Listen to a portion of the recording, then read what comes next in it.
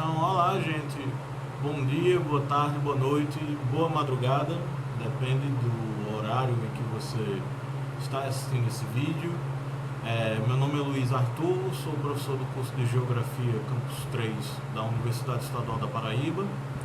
E seguindo, como é que eu posso dizer, a sugestão da instituição a respeito de algumas atividades durante esse período de isolamento e suspensão das atividades por causa da pandemia do Covid-19, nós estamos começando essa série de vídeos para trabalhar algumas reflexões, algumas questões, algumas trocas de saberes. Para esse primeiro momento, nosso primeiro encontro, nós iremos discutir uma obra que eu considero, como é que eu posso dizer, de suma importância, que é o Espaço Cidadão, do geógrafo Milton Santos. É uma obra originalmente escrita em 1987, a primeira edição dela é de 1987, e que traz um conjunto de reflexões a respeito do Brasil e do mundo naquela época, mas reflexões que são muito, como é que eu posso dizer, muito presentes e muito atuais ainda nesse Brasil, nesse mundo do século XXI, 2020. Eu separei aqui alguns tópicos e eu gostaria de apresentá-los, e eles servem não só como chaves de leitura para a obra, como também podem trazer algumas reflexões e algumas ideias para se pensar a respeito das temáticas abordadas. Iniciando pela obra, em seu primeiro capítulo, o autor lança uma pergunta sobre haver cidadãos neste país. De fato, o título do capítulo é exatamente esse: há cidadãos nesse país? E aí ele vai discutir a questão, ou melhor, as relações entre respeito e cidadania, sempre partindo da dignidade humana. Então, no momento em que você tem a discussão sobre cidadania, hoje em dia ainda presente, questões como respeito também entram na pauta, e questões envolvendo a dignidade humana, principalmente quando nós ainda vemos violações dessa dignidade humana em diferentes contextos e no nosso próprio cotidiano, são colocadas em pauta pelo geógrafo Milton Santos. Ele também vai contrapor a igualdade advinda da cidadania e a desigualdade provinda do capitalismo. Então você tem um certo conflito nesse sentido entre cidadania e capitalismo, quanto aos seus potenciais de igualdade e desigualdade. O autor vai caracterizar o cidadão mutilado. O cidadão mutilado seria não só aquele que passa por um processo de perda de direitos, mas que também passa por um processo de individualização extrema, no sentido de cada um por si. É o processo de atomização do indivíduo, em que a cidadania ela acaba sendo mutilada e ela também se torna subalternizada, porque no momento em que você tem esse processo de individualização e cada um é jogado à sua própria sorte, de certa forma, colocando cada um aos conflitos e às tensões do modo de vida, do sistema socioeconômico que nós vivemos. O autor vai discutir a passagem do cidadão imperfeito ao consumidor mais que perfeito. Ele vai colocar, por exemplo, o aumento do acesso ao crédito e o consumo às massas.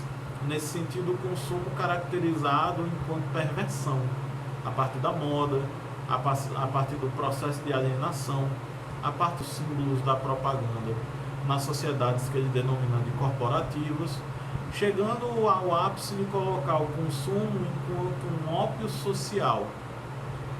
E ele arremata esta parte, esse capítulo, colocando que o consumidor ele não é um cidadão. É importante distinguir isso, porque muitas vezes a gente tem a ideia de inclusão social a partir dos níveis de consumo.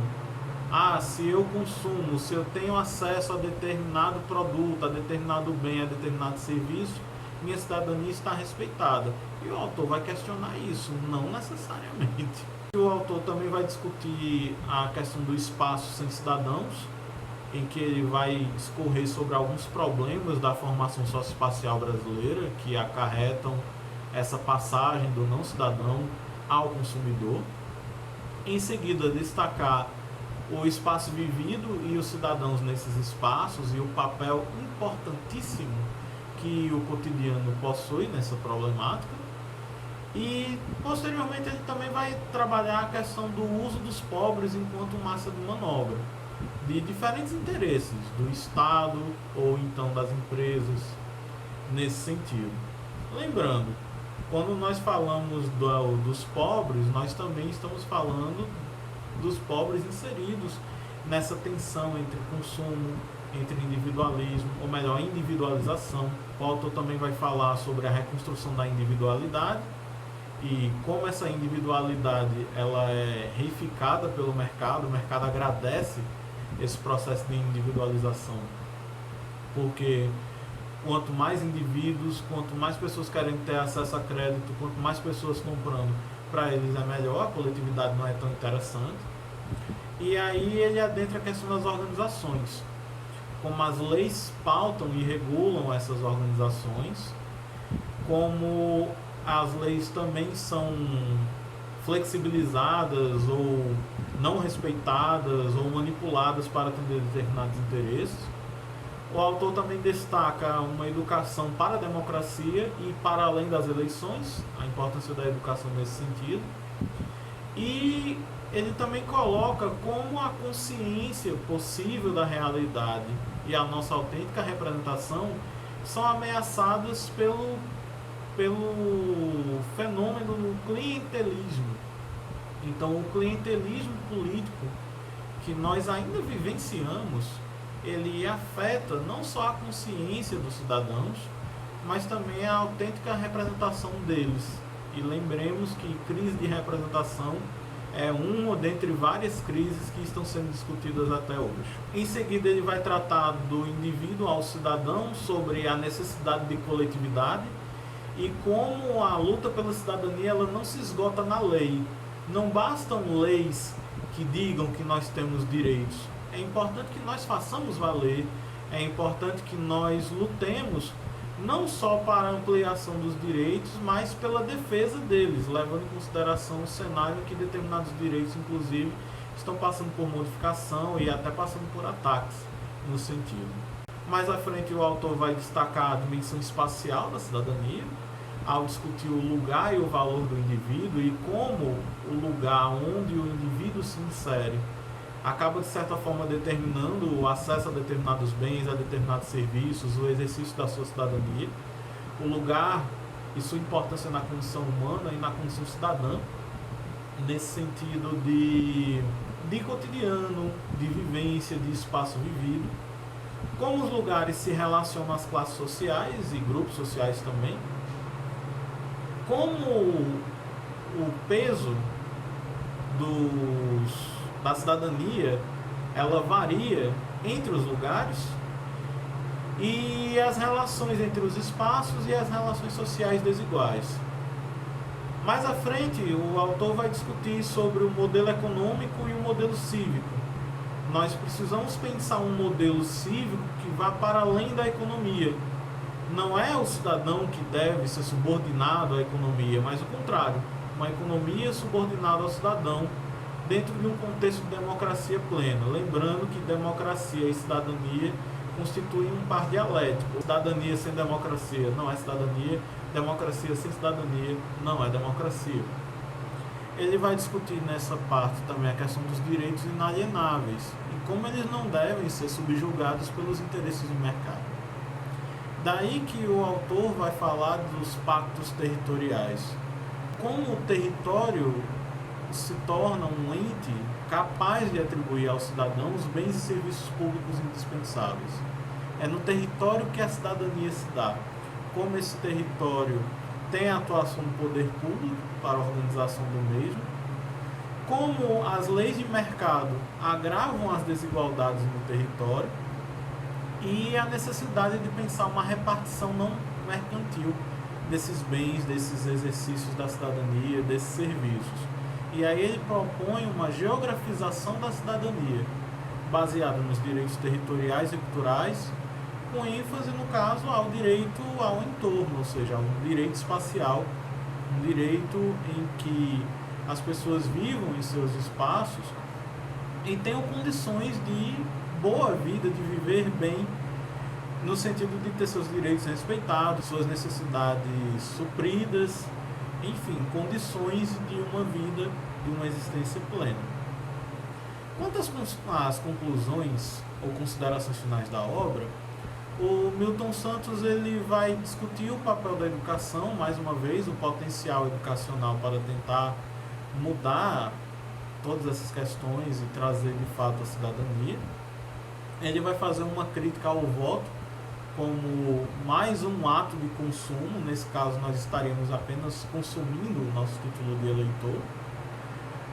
Como a confusão entre cidadão e consumidor complica as coisas no sentido de que questões básicas, urgentes para as nossas vidas, elas acabam se transformando em conquistas pessoais e não em direitos sociais. E ele também cita o processo da educação diante da informação, de que hoje em dia nós vivemos numa sociedade bem informada, nós temos hoje portais de notícias, jornais, diferentes meios de se informar, mas que a educação deve garantir os instrumentos e as condições para que essa informação seja refletida, seja pensada, seja criticada, para que haja comparações e posicionamentos de tal maneira que nós possamos construir conhecimento. Ele também vai trazer uma questão relacionada ao direito à cidade e como os bens e serviços relacionados à dignidade da vida humana atuam nesse direito à cidade, e aí ele pega um pouco do Henri Lefebvre, para discutir não só o pensar uma nova cidade, mas também pensar uma nova sociedade, que eu acho que aí residiria o nosso maior desafio. Então, essas são algumas considerações a respeito dessa obra do Milton Santos. Funciona como chaves de leitura para a gente pensar a obra e a nossa realidade, mas também como um convite para, quem sabe, dar uma olhada, dar uma chance a este livro fabuloso, ainda rico de ideias e com algumas questões ainda atualíssimas para serem pensadas, certo? Seria interessante dar uma olhada nessa obra e ler, e como ela nos traz algumas questões para pensarmos não só a educação, mas também as nossas cidades, a questão da gestão e planejamento urbano. Nos trazem provocações. Nossas salas de aula, elas são democráticas? Nós estamos formando alunos para que eles sejam cidadãos ou para que eles atendam a outras lógicas, a outros interesses? Quanto às nossas cidades são cidades democráticas, elas têm, como é que eu posso dizer, permitido o exercício da cidadania a seus moradores, as pessoas que lá vivem. Então são, como é que eu posso dizer, reflexões que nos trazem, não no sentido de respostas prontas, mas que nós pensemos para que nós possamos agir e quem sabe até alcançar os objetivos de uma cidadania, de uma democracia realmente efetiva no nosso país e em outros contextos. Então vou finalizando esse vídeo por aqui, lembrando que nós teremos outros vídeos de outras obras, e eu gostaria de contar, obviamente, com o feedback de vocês, tipo, qualquer coisa que vocês acharem interessante comentar, comentem nas redes sociais, nos comentários, curtam, deem joinha, compartilhem, enfim, esse discurso de youtuber. E assim, se preparem para outras discussões, para outras obras, e a gente vai vendo se esse formato dá certo em termos de continuidade, ok? Então se cuidem, fiquem bem e até um próximo encontro. Até mais.